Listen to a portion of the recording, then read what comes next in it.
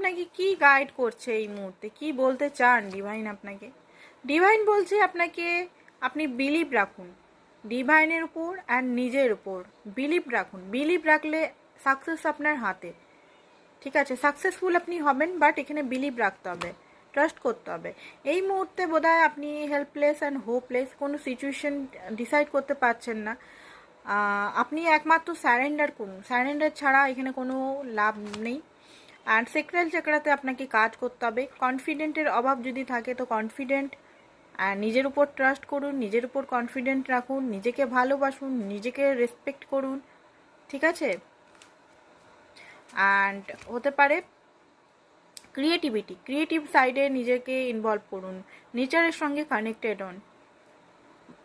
নেচারের সঙ্গে কানেক্টেড হতে ইউনিভার্স আপনাকে বলছে বিশেষ করে নিজের ক্রিয়েটিভ সাইডগুলো কিন্তু এখানে ফোকাস করতে হবে। হ্যাপি থাকার চেষ্টা করুন।